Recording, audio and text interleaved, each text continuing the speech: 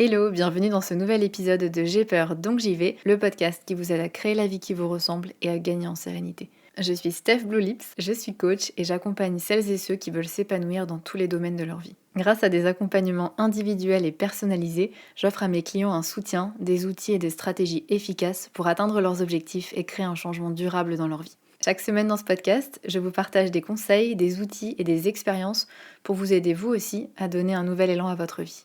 Vous êtes prêts ? C'est parti! Hello à toutes et à tous, aujourd'hui on va parler d'un sujet qui touche beaucoup d'entre nous, c'est celui de l'overthinking dans nos relations. L'overthinking, c'est quand notre cerveau tourne en boucle, quand on suranalyse, quand on rumine, littéralement quand on pense trop.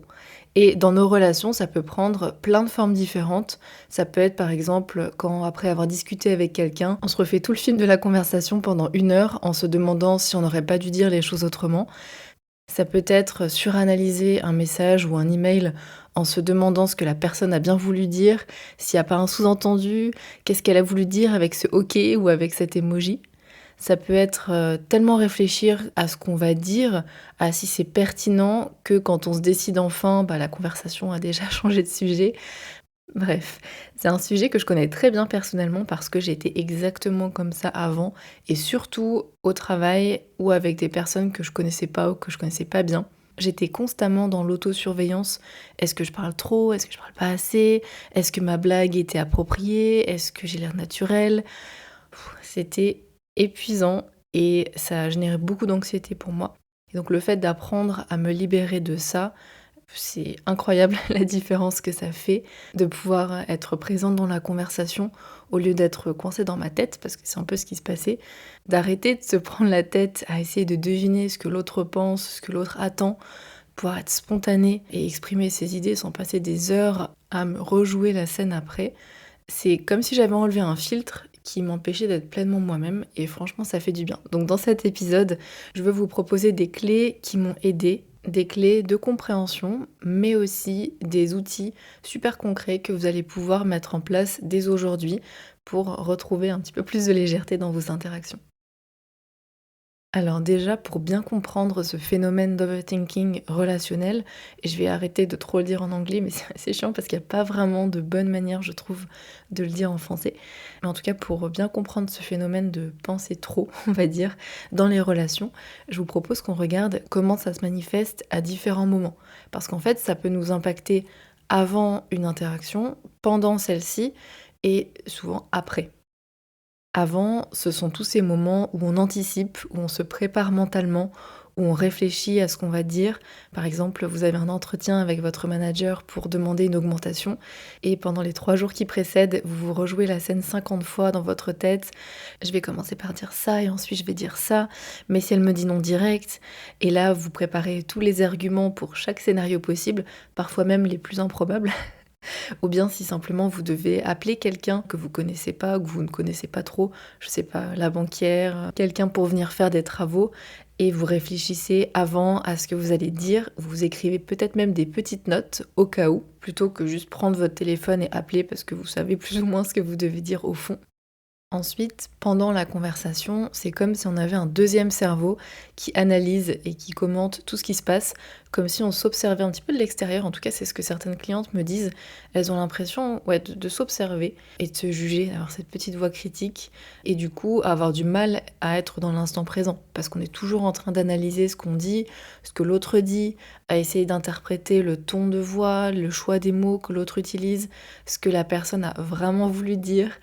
On analyse chaque expression faciale, on se demande si on a bien compris ce que l'autre voulait dire. Parfois, pour certaines personnes, elles vont chercher des signes de désintérêt, des signes que l'autre s'ennuie dans la conversation, et le moindre blanc va nous mettre mal à l'aise. On va faire hyper gaffe à ce qu'on dit. En réunion, peut-être que vous avez une super idée, mais vous passez tellement de temps à vous demander si c'est le bon moment pour la partager, si c'est vraiment une idée pertinente, que peut-être que vous perdez le fil de la conversation, ou même quelqu'un finit par proposer votre idée avant vous, et vous en voulez. Et justement, le après, c'est sans doute ce qui est le pire, en tout cas pour beaucoup de personnes. C'est tous ces moments où on se rejoue le film de la conversation ou de l'interaction encore et encore.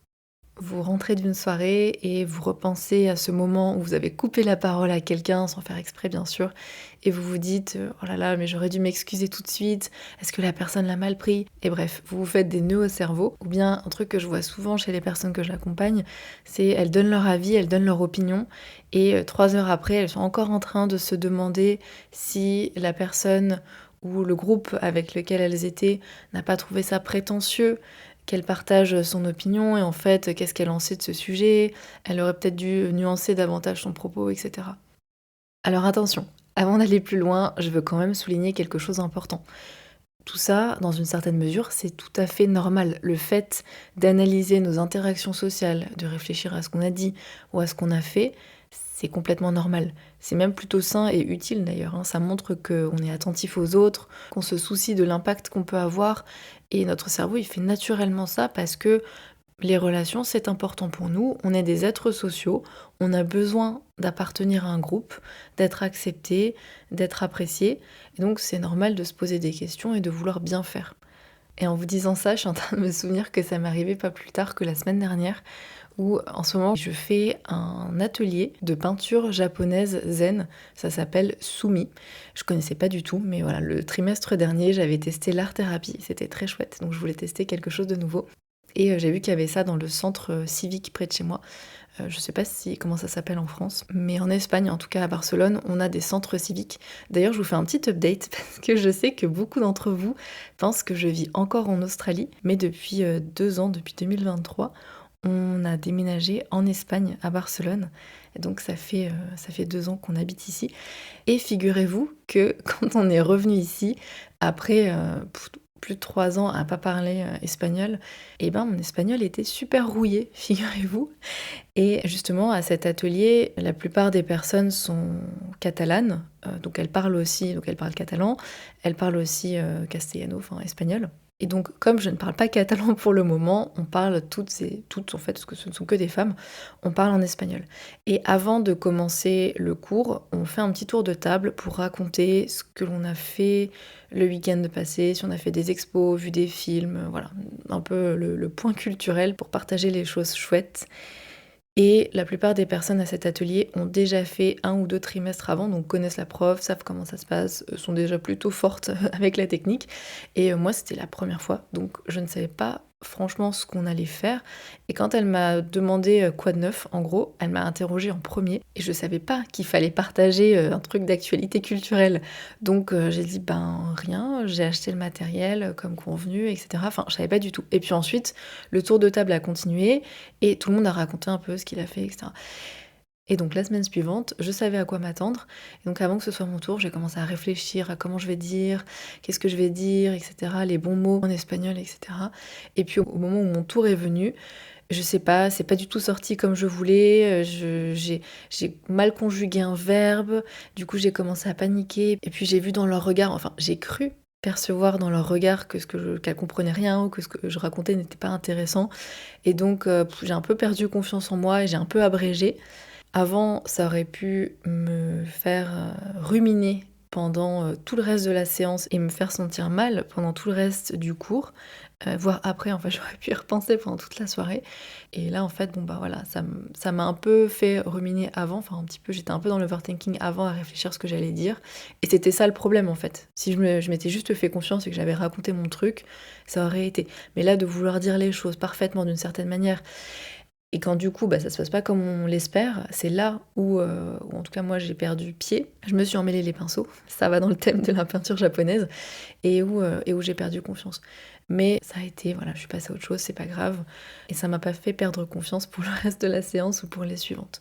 Mais en tout cas, c'est pour vous, tout ça pour vous dire que c'est normal, que ça arrive à tout le monde, que c'est pas grave, et que on peut tout à fait travailler dessus.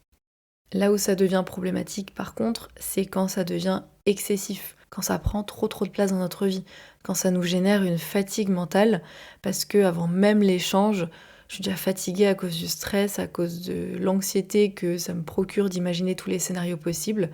Quand après coup, j'ai tellement de mal à lâcher prise que ça impacte mon sommeil, que ça impacte les activités que j'ai après la conversation ou l'interaction, que ça impacte ma concentration. Voilà, si ça m'avait déconcentrée pendant le reste du cours, là ça devient impactant.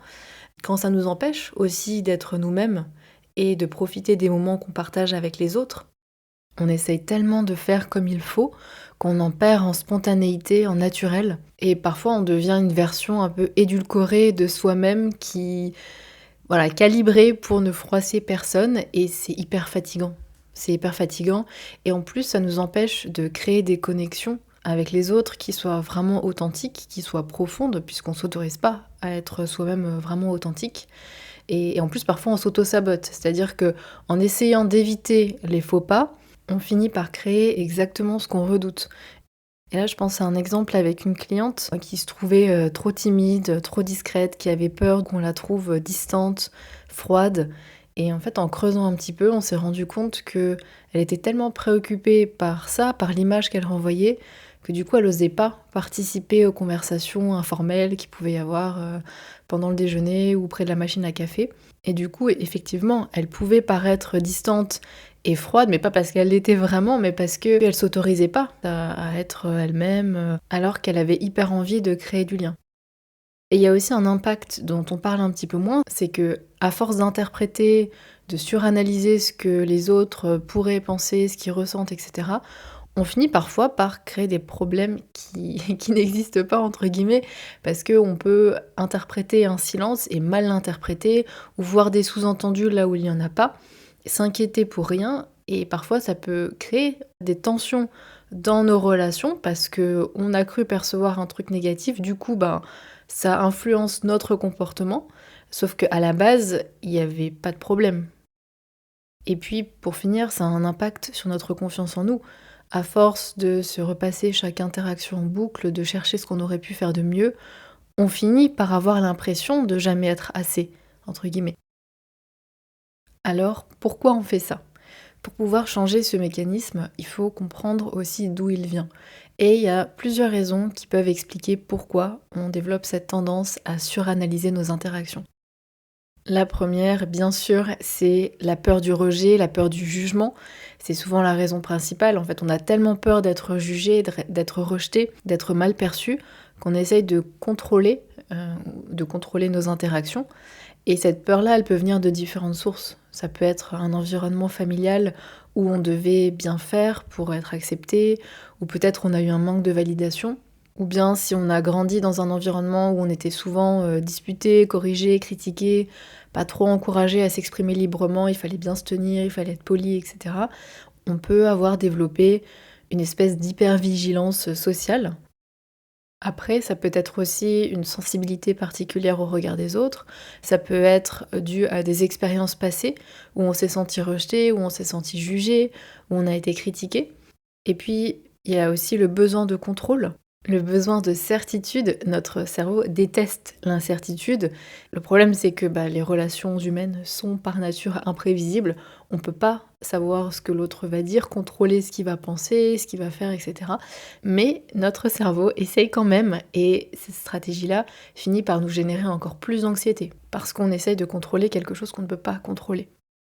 Troisième raison, c'est le perfectionnisme.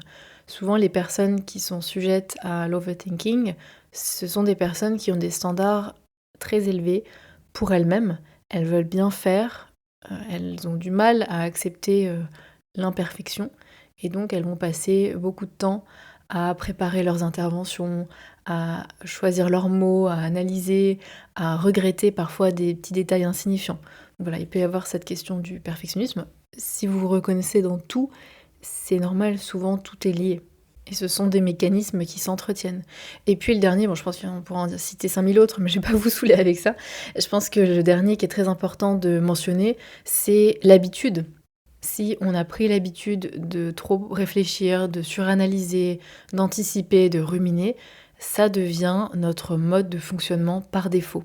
Plus on le fait, plus c'est difficile d'arrêter et ça se renforce en fait. C'est une bonne nouvelle parce que c'est pas une fatalité, c'est pas votre personnalité, c'est pas un truc immuable. C'est une stratégie que votre cerveau a développée pour vous protéger de l'inconnu, du rejet, du jugement. C'est une stratégie qui est plus adaptée, qui peut-être vous dessert parfois ou souvent, mais qui vient d'un désir légitime de bien faire, d'être accepté.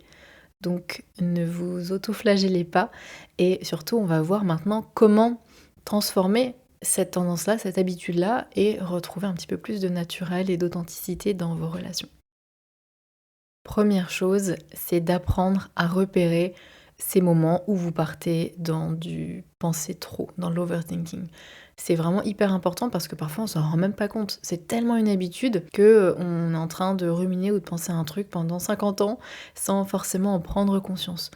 Donc la première chose, c'est de développer votre conscience de ces moments où vous êtes en train de suranalyser et de vous dire attention, là je suis en train de partir dans l'overthinking ou oulala, mon cerveau est en train de ruminer ou est en train de suranalyser. Comment savoir si vous êtes en train de faire ça? Il y a quelques signes qui sont assez révélateurs. Le premier, c'est lorsque vous repensez à des choses un peu en boucle. Ça peut être aussi lorsque vous imaginez plein de scénarios différents sur quelque chose qui n'existe pas encore. Ou bien quand vous êtes plus dans votre tête ou plus à vous observer que vraiment dans l'interaction, dans l'échange avec la personne et que votre cerveau est en train de vous distraire. Ou bien quand vous commencez à interpréter chaque petit détail. Voilà, quand vous faites tout ça, je vous invite à remarquer. C'est le premier pas pour sortir de la boucle. Ça crée une petite distance entre vous et vos pensées qui va nous aider pour la suite. Et la suite, deuxième clé, c'est de revenir dans le moment présent. En fait, une fois que vous avez repéré que vous êtes en train de suranalyser, l'objectif, c'est de revenir ici et maintenant dans ce que vous êtes en train de faire ou dans la conversation. Donc si vous êtes dans une conversation, justement, moi ce que j'aime bien faire, c'est me reconcentrer activement sur l'autre, écouter ce qu'il ou elle dit, pour de vrai, pour le coup, plutôt qu'écouter la petite voix qui essaye de tout analyser, etc. Elle va revenir, hein. C'est pas parce que vous le faites une fois bah, que ces pensées-là vont vous lâcher la grappe, mais l'idée c'est de revenir, de vous reconcentrer autant de fois que possible sur la conversation, sur la personne, et de le faire vraiment activement.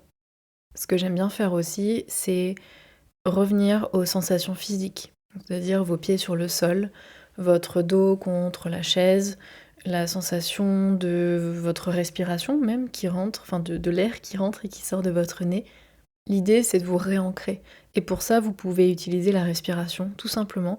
Prendre une, deux, trois inspirations profondes en vous concentrant uniquement sur l'air qui entre et qui sort de votre nez. Et là aussi, votre cerveau va revenir, va essayer de vous distraire, mais reconcentrez-vous, réancrez-vous autant de fois que nécessaire. En fait, ça va vraiment être de pratiquer, pratiquer, pratiquer. Ça va être la clé pour travailler sur ça, ça va être la pratique et la patience. Comme j'aime dire, les 3 P, pratique, patience et persévérance, c'est la clé pour accomplir à peu près tout. Et ça va être la clé ici. Troisième clé, troisième conseil que j'ai pour vous, c'est de challenger vos interprétations. Donc là, c'est l'étape où on devient un peu détective de nos propres pensées. Donc quand vous vous surprenez à faire des interprétations, des analyses, posez-vous la question. Est-ce que j'en suis vraiment sûre? Alors attention, votre cerveau va essayer de vous convaincre que c'est vrai. Mais essayez de rester objective. Est-ce que vous en êtes vraiment sûr? Est-ce que peut-être d'autres interprétations, d'autres explications pourraient exister? Je vous donne un exemple. Imaginez que quelqu'un met du temps à répondre à votre message ou à votre mail, au lieu de partir dans des interprétations négatives, du type il ou elle est fâché, je l'ai peut-être ennuyé, j'ai dit quelque chose de mal. Pause. Est-ce qu'il y a peut-être d'autres interprétations? Peut-être que la personne est simplement occupée, tout simplement. Qu'elle a peut-être oublié de répondre, qu'elle préfère peut-être prendre le temps de bien formuler sa réponse. Peut-être qu'elle n'a pas la même relation au téléphone que vous, ou au mail. Peut-être que vous répondez hyper rapidement. Peut-être que cette personne, elle a un peu plus de distance. Voilà. En fait, l'idée, c'est aussi de se rappeler que on ne sait pas. Souvent, on n'en sait rien. Mais dans ce cas, évitez de choisir l'interprétation qui nous fait du mal, qui nous fait perdre confiance, qui nous fait douter. voir qu'il y a plein d'interprétations possibles et ne pas rester dans la première qui souvent vient confirmer nos croyances. Je vous avais fait un épisode de podcast sur le biais de confirmation et à quel point ce mécanisme renforce nous empêche de gagner en confiance en nous. Je vous invite vraiment à l'écouter après celui-ci, c'est le 98. Si c'est pas encore fait, je pense qu'il devrait vous plaire. Ensuite, quatrième clé qui va tout à fait avec la précédente, c'est de communiquer, d'être direct. Si quelque chose vous préoccupe, au lieu de passer des heures à ruminer, à essayer de deviner ce que l'autre pense, pourquoi il ou elle a dit ça, etc., demandez. En fait, osez simplement demander. Je sais que ça peut faire peur, ça peut vouloir dire se montrer un petit peu vulnérable, mais c'est le meilleur moyen de savoir. Ça vous permettra de sortir de vos interprétations, de sortir de votre tête et de clarifier les choses. Je sais que ça peut faire un petit peu peur au début, mais c'est tellement plus simple et efficace que de faire des hypothèses pendant des heures. Donc vraiment, communiquer, demander, clarifier les choses, c'est le mieux à faire. Ensuite, cinquième point, c'est ce que je vous recommande de faire si vous avez tendance à ruminer après une interaction et à vous refaire le film en boucle de ce que vous avez dit, de ce qui a été dit, etc. Donc, ce que je vous conseille, ça peut être premièrement de noter une chose positive qui s'est passée dans l'interaction. Parce que notre cerveau, il a tendance à se focus sur le négatif, sur ce qui s'est mal passé ou ce qui aurait pu mal se passer. Là, je voudrais qu'on se concentre un peu sur le positif, parce que c'est sûr qu'il y en a aussi. Mais le cerveau n'a pas tendance à y penser naturellement, donc il va falloir que vous le forcez un petit peu, et donc essayez de choisir, de noter une chose positive qui s'est passée pendant l'interaction. Deuxième chose, c'est de vous limiter, de mettre des limites à votre cerveau, de vous donner un temps limité pour repenser à ce qui s'est passé. Ça peut être 5 minutes, top chrono, mais vraiment mettez limite un timer, et ensuite stop, finito, on arrête d'y penser. Si c'est difficile, faites quelque chose d'autre, si possible quelque chose qui vous absorbe vraiment, je sais pas, du sport, faire un truc un peu créatif, faire des câlins à votre chat ou à votre chien. Et si vraiment les pensées sont trop polluantes, n'hésitez pas à prendre un carnet, à tout écrire dedans, et puis vous le fermez et vous passez à autre chose. Dernière clé qui est extrêmement importante, c'est de vous exposer progressivement. En fait, un des moyens les plus puissants de sortir de l'overthinking, de la peur du jugement, de la peur du rejet, de tout ça, c'est de vous exposer progressivement à des situations qui vous font peur. Parce que tant que vous évitez ces situations, votre cerveau continue à les voir comme des menaces. Mais en y allant petit à petit, vous allez voir qu'en réalité, il se passe rien de dramatique. Au contraire. Donc commencez par des petits défis. Ça peut être simplement répondre spontanément à un message sans trop réfléchir. Ou partager une idée en réunion sans la perfectionner pendant 15 minutes. Ou oser être un petit peu plus vous-même dans une conversation. Ici, ne visez pas la perfection. Il faut y aller petit à petit. Parce que justement, si vous avez des peurs, le cerveau va être résistant, donc il faut y aller par petites étapes et essayer de voir ça vraiment comme une expérimentation. Et vous allez voir, ce processus, il est essentiel en fait, parce qu'il permet de voir concrètement qu'on peut être soi-même, que nos pires scénarios ne se produisent pas. Et puis que ça fait un bien fou aussi de relâcher la pression, d'être soi-même. Et donc chaque petite victoire que vous allez avoir va venir renforcer cette confiance en vous jusqu'à ce que cette habitude de l'overthinking perde de son emprise et laisse un petit peu plus de place à la spontanéité et à la légèreté. Alors je sais que tout ça, ça peut sembler intimidant, surtout lorsqu'on commence, et c'est normal. Donc n'hésitez pas à vous faire accompagner parce que c'est hyper précieux d'avoir quelqu'un à ses côtés pour nous guider, pour nous encourager, pour nous donner les bons outils au bon moment. C'est aussi pour ça que j'ai créé mes programmes de coaching. Donc si vous sentez que vous avez besoin de soutien pour avancer sur ce chemin-là, n'hésitez pas à me faire un petit message. On travaillera ensemble sur ces aspects-là de manière progressive, personnalisée, avec des outils concrets, adaptés à votre situation. Bref, si vous voulez découvrir les accompagnements, je vous laisse le lien dans la description de cet épisode ou bien vous pouvez les retrouver sur stephbluelips.com/coaching où vous retrouverez toutes les infos. En tout cas, l'overthinking, les ruminations, tout ça, ce n'est pas une fatalité. Et on a vu aujourd'hui des outils, des stratégies concrètes pour en sortir petit à petit. Je vous fais un petit récap. Le premier point, c'était d'apprendre à repérer les moments où vous tombez dans la suranalyse. Ensuite, de revenir au moment présent. La troisième chose, c'était de challenger vos interprétations. Et quatrièmement, si c'est possible, de communiquer directement, de poser la question, de clarifier en fait les choses avec la personne. Cinquièmement, si vous ruminez après une interaction, une soirée, une conversation, faites pause, essayez de noter une chose positive qui s'est bien passée durant cette interaction. Donnez-vous un temps limité, par exemple 5 minutes pour ruminer, et ensuite passez à autre chose, faites autre chose et essayez d'être pleinement dans cette activité-là. Si votre cerveau est tenace et que vous avez du mal à vous détacher de toutes ces pensées, écrivez-les dans un carnet, posez-les, sortez-les de là et mettez-les sur le papier et puis refermez le carnet. Et enfin, lancez-vous des défis petit à petit pour vous exposer à ce qui vous fait peur et pour justement gagner confiance en vous.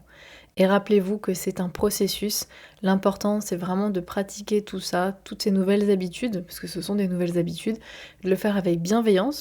Et puis vous allez voir que ça va devenir de plus en plus naturel, que vous passerez de moins en moins de temps dans votre tête et de plus en plus à vraiment profiter de vos interactions. C'est comme un muscle, plus vous le travaillez et plus il devient fort. Si vous voulez aller plus loin sur le sujet de l'overthinking en général, je vous invite à écouter l'épisode 58 du podcast J'ai peur donc j'y vais.